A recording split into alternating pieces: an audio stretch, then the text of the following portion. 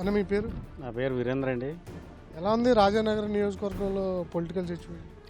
Political situation అంటే అభివృద్ధి పరుగులు పెట్టేస్తున్నాం అంటున్నారు కానీ అభివృద్ధి ఎందులో జరిగింది? ఇసుక మాఫియాలో జరిగింది అభివృద్ధి. ప్రతి మండలంలో చెరువులు తవ్వుకుంటంలో జరిగింది అభివృద్ధి. అలాగే ఈ యొక్క బ్లేడ్ బ్యాచ్, ఈ గంజాయి బ్యాచ్లో అభివృద్ధి బాగా జరిగింది రాజానగరం నియోజకవర్గంలో. ఎలా ఉంటుంది ఈసారి వైసీపీకి అదేవిధంగా జనసేన అభ్యర్థులకి? జనసేన టీడీపీ పొత్తు బీజేపీ కూడా కలిసింది కాబట్టి ఇప్పుడు బాగా బలంగా ఉన్న పార్టీలు జనసేన కనపడుతున్నారు రాజానగరం నియోజకవర్గంలో మట్టుకైతే. ఎవరు గెలుస్తారు అనుకుంటున్నారు? జక్కంపూడి రాజా గారా లేదా బత్తుల బలరామకృష్ణ గారు? బత్తుల బలరామకృష్ణ గారు జనసేన పార్టీ తరఫున అయితే బత్తుల బలరామకృష్ణ గారే భారీ మెజార్టీతో గెలుస్తారని మా ఊరి గాడాల యొక్క ప్రజల యొక్క ఆలోచన.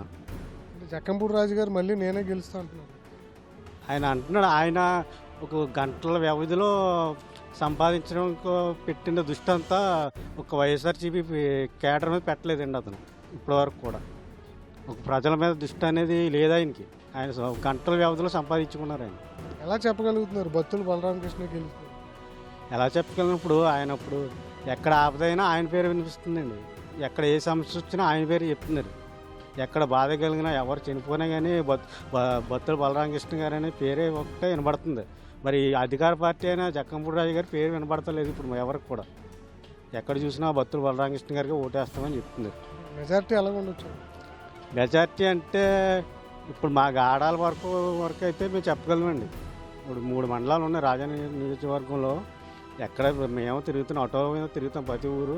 ఎక్కడ తిరిగినా కానీ భారీ మెజార్టీతో నెగ్గుతారనే మాటలో మాకు వినబడుతుంది జరుగుతుంది.